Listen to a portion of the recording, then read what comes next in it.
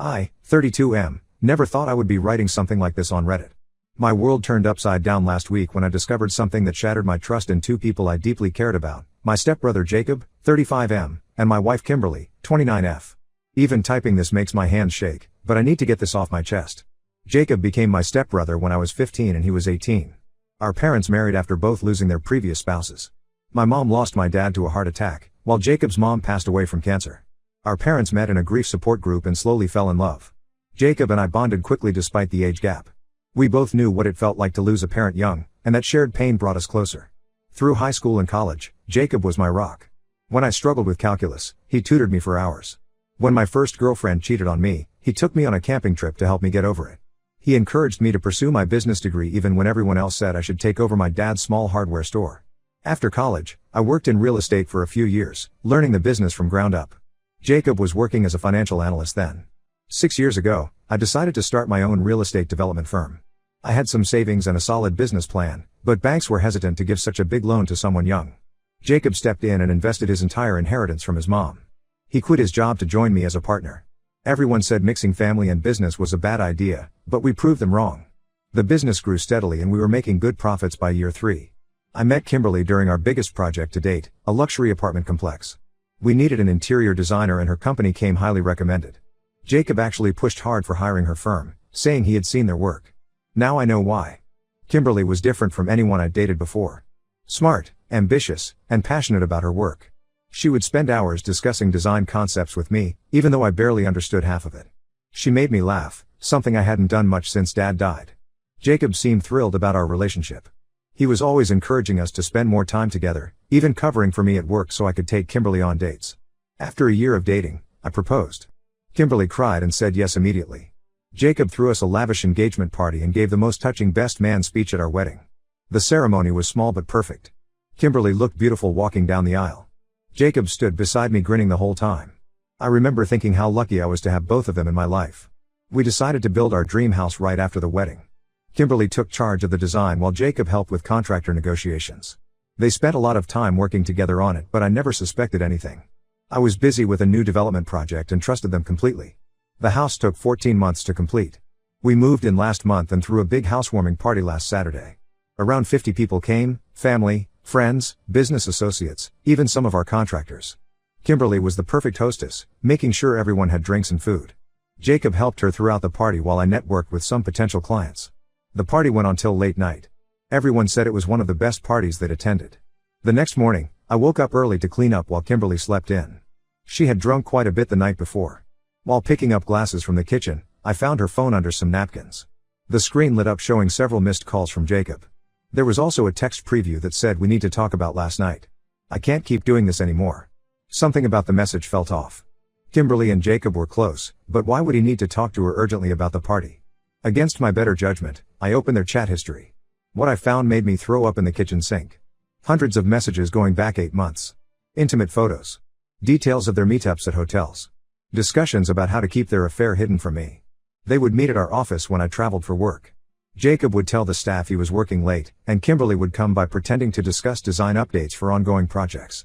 The messages revealed how they laughed about deceiving me. How they would hook up in my office, the same office where I spent countless late nights working to build our business. They even met the day before my birthday. Kimberly had told me she was visiting her sick aunt that day. I sat in the kitchen reading messages for an hour, feeling physically sick. Finally, Kimberly came downstairs, hungover and looking for coffee. She saw me with her phone and froze. I simply turned the screen towards her showing their messages. She fell to her knees sobbing, saying she could explain everything. I didn't want explanations. I told her to pack her things and leave. She begged me to listen, said it was just a physical thing, that she loved me not Jacob. I asked if sleeping with my brother in my office was her way of showing love. She had no answer for that. After she left, I drove to Jacob's place. He opened the door looking like he hadn't slept. Before he could speak, I punched him hard enough to knock him down. Told him I was buying him out of the business and never wanted to see his face again. He tried calling Mom to intervene, but I got there first. I showed her some of the messages. She was devastated. It's been a week now. I've barely eaten or slept. Kimberly has been calling and texting nonstop from different numbers since I blocked her main one. She sent long emails about how sorry she is and how she'll spend her life making it up to me. Jacob sent a 10-page letter apologizing and offering to sell his share at whatever price I quote. I've already contacted a divorce lawyer and started the paperwork. My accountant is working on the business buyout details. Haven't told my staff the real reason yet, just said we're separating due to irreconcilable differences. They're all shocked. Kimberly and Jacob were beloved by everyone at work. Looking back, there were probably signs I missed. The late night work meetings. The constant texting. How they always sat together at family dinners. But I trusted them blindly. Jacob was my brother, my business partner, my best friend. Kimberly was my wife, the woman I wanted to have children with. Now I don't even know if anything in my life was real. Update 1: Things have gotten significantly messier since my last post. The fallout from discovering their affair has affected more lives than I initially thought. I appreciate all the support from my previous post, it helped me stay strong through what I'm about to share. Kimberly moved in with her sister after I kicked her out. She's been on a mission to paint herself as the victim in all this. According to her sister's social media posts, which friends screenshot and sent to me, Kimberly is going through a difficult time and needs support and understanding, not judgment. She's telling everyone that I'm being cold and unreasonable by not giving her a chance to explain herself properly. Her parents have been calling me nonstop. They showed up at my office last Tuesday, causing a scene in the lobby. Her father said I was being immature by not sitting down with Kimberly to discuss things like adults. Her mother cried about how one mistake shouldn't erase 3 years of marriage. I had to remind them that sleeping with my brother repeatedly for 8 months wasn't one mistake, it was hundreds of calculated decisions to betray me. Security had to escort them out. Jacob has been trying to contact me through every possible channel. He even sent a mutual friend to my house late one night to check on me. I found out later he was hoping the friend would convince me to talk to him. The friend left when I made it clear I'd call the police if he didn't. But here's where things took an unexpected turn. Yesterday morning, one of my employees, Jenny from accounting, requested an urgent private meeting. Jenny has been with us almost since the beginning, she was our third hire and has always been reliable. She came into my office looking pale and nervous. She spent almost 10 minutes apologizing before actually telling me why she was there. Turns out she wasn't the only one who knew about Jacob and Kimberly's affair. Most of the senior staff knew. Some had known for almost a year. Jenny showed me security footage from our office cameras. Footage that Jacob had told our IT team to routinely delete every week, claiming it was to save server space. But Jenny, being in charge of accounting records, had kept backups of everything for audit purposes. The video showed Jacob and Kimberly entering my office late at night on multiple occasions. Sometimes they'd stay for hours. The timestamps matched the dates I was away on business trips. There was footage of them getting cozy in the break room during office parties when they thought no one was watching. Videos of them leaving the office together through the back entrance. What made me truly furious was learning that Jacob had actively threatened employees to keep quiet. Jenny played a recording from a staff meeting where Jacob jokingly said anyone spreading malicious rumors about the company leadership would be immediately terminated. Everyone understood the real message. Several junior employees had witnessed their inappropriate behavior but were too scared to say anything. Jacob was known for firing people over minor issues if they got on his bad side. One intern who questioned why Kimberly was in the office so late was let go the next week for poor performance. I called an emergency all-hands meeting. The tension in the conference room was palpable as I told everyone I knew everything. Several employees broke down crying, apologizing for their silence. They shared more incidents, how Jacob and Kimberly would disappear together during lunch breaks, how they would flirt openly when I wasn't around, how they had a code word system to warn each other if I showed up unexpectedly. Halfway through the meeting, Jacob burst in. Someone had texted him about it. He tried to deny threatening anyone, but then Jenny played the recording of his joke from the staff meeting. 3 other employees stood up and described specific instances where he had intimidated them into silence. He finally broke down and admitted everything. I asked security to escort him out. As they were leading him away, he kept shouting about how sorry he was and how he would make things right. The look of disgust on our employees' faces said everything. After the meeting, I had individual conversations with key staff members. Some senior managers who had actively helped cover up the affair, like deliberately keeping me occupied when Jacob and Kimberly wanted meeting time, were terminated immediately. I'm giving generous severance packages to the junior employees who were pressured into silence. They were victims too.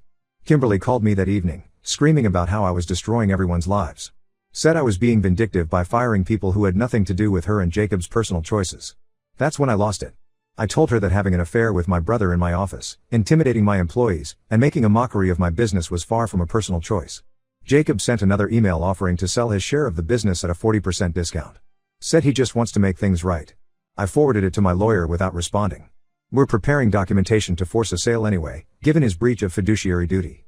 My mom is struggling to handle all this. Jacob is her only child from her first marriage, and she's torn between her loyalty to him and her anger at what he did to me. She keeps trying to arrange a family meeting to work things out. I told her I understand her position but I want nothing to do with Jacob ever again. She cried but said she respects my decision. I've thrown myself into work to cope. Started interviewing replacements for the fired employees. Our biggest project is behind schedule because of all this drama, but I'm determined not to let Jacob and Kimberly destroy everything I've built. Some days are harder than others. Yesterday I found an old family photo in my desk drawer, from the day Jacob and I opened our first office. We looked so happy, so proud. Sometimes I still can't believe the brother who helped me achieve my dreams is the same person who betrayed me so completely. Update 2. Just when I thought I had uncovered the full extent of their betrayal, more devastating revelations have come to light. Remember Jenny from accounting who showed me the security footage? She came to my office again last week, looking even more troubled than the first time. During the company's annual system audit, Jenny discovered an old email server that hadn't been properly decommissioned. While going through it to ensure no sensitive client data remained, she found years of archived emails between Jacob and Kimberly. What she discovered made everything they'd previously admitted look trivial in comparison. Their affair didn't start 8 months ago like they claimed. It didn't even start after Kimberly and I got married. They had been involved for over 6 months before Kimberly and I even met. The emails showed their entire plot, how they planned everything from the beginning. Kimberly's design firm wasn't randomly recommended to us. Jacob had been dating her secretly and suggested hiring her company specifically so she could get close to me. Their emails discussed how I was too focused on work to date much, making me an ideal target. They thought my marrying Kimberly would provide the perfect cover for them to continue their relationship. There were emails from the week before my proposal where they debated whether Kimberly should say no. Jacob was jealous about the idea of her marrying me, but Kimberly convinced him it would actually make things easier for them. She wrote about how being my wife would give her legitimate reasons to be at the office, attend family functions, and travel to the same business conferences. The most sickening emails were from right before our wedding. Kimberly wrote to Jacob about how she was starting to feel guilty because I was too nice and too trusting. Jacob replied that they deserved to be happy and I was just collateral damage in their love story. They even met up the night before my wedding. Kimberly claimed she was having a final girls' night with her bridesmaids. I forwarded everything to my lawyer immediately. Then I did something I'd been avoiding. I called them both to my office separately to confront them. Kimberly arrived first. When I showed her the printed emails, she collapsed into a chair. No more lies about it being a recent mistake or a momentary weakness. She finally told the truth. She admitted she had initially agreed to Jacob's plan just for fun. She thought I seemed like a nice guy who would treat her well while she maintained her real relationship with Jacob. But then she claimed she actually fell in love with me over time, which made everything more complicated. She couldn't bring herself to end things with either of us. She kept crying about how sorry she was and how she never meant for anyone to get hurt. Jacob's reaction was different. He tried to blame Kimberly at first, saying it was all her idea. When I showed him his own emails proving otherwise, he broke down. Said he had always been jealous of me, how our parents seemed to favor me, how the business had been my idea but he had to invest his inheritance to be part of it, how even our employees respected me more despite him being older. He admitted that setting me up with Kimberly was his twisted way of finally having something I didn't know about, something he could control. When I asked him about the employee threats and cover-ups, he said he got carried away with the power of being able to silence people. My lawyer says the new evidence significantly strengthens both my divorce case and the lawsuit against Jacob for breach of fiduciary duty. We're also exploring potential criminal charges for the employee harassment, though that's more complicated. The news has spread through our entire social circle now. Most people are horrified and have cut ties with both Jacob and Kimberly. A few mutual friends tried to defend them, saying things like the heart wants what it wants and love is complicated. I've cut those people off too. Anyone who can justify this level of betrayal doesn't deserve to be in my life. Mom had a complete breakdown when I showed her the emails. She's finally stopped trying to defend Jacob or push for reconciliation.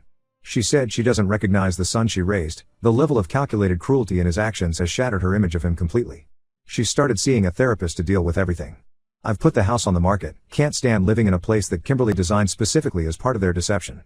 Looking at properties in a different city where we're planning to open a new branch office. Might move the entire headquarters there eventually. Through all this, Jenny has been an incredible support.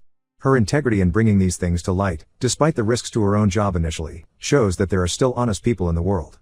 The new company structure we're building will reflect those values. Update 3. This will be my final update.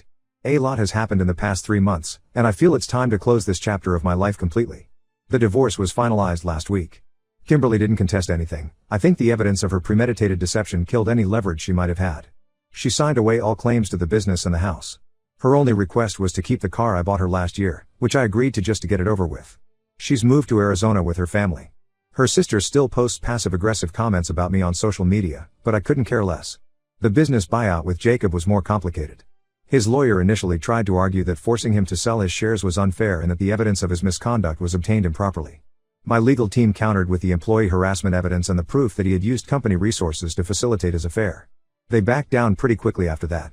I ended up paying Jacob fair market value for his shares, even though my lawyer said we could have pushed for a lower price given the circumstances. I wanted a clean break with no possible grounds for future litigation. The paperwork was signed last month, and Jacob's name has been removed from everything related to the business. The new branch in Chicago is doing well. I've been spending most of my time there, building a team from scratch. It's smaller than our original office but more efficient. Jenny relocated with me as the new operations manager. She deserved the promotion after everything she did to expose the truth. We've implemented strict policies about personal relationships and professional conduct. Everyone knows exactly where the boundaries are. The old house sold for a good price despite the market being down. I donated all the furniture Kimberly picked out to a women's shelter. Living in a hotel while my new place gets ready, but it's peaceful. No memories, no triggers, just neutral space. Mom is doing better with therapy. She still sees Jacob occasionally. He's her only child from her first marriage after all, but she never mentions him to me. We had dinner last week and she said she's proud of how I handled everything.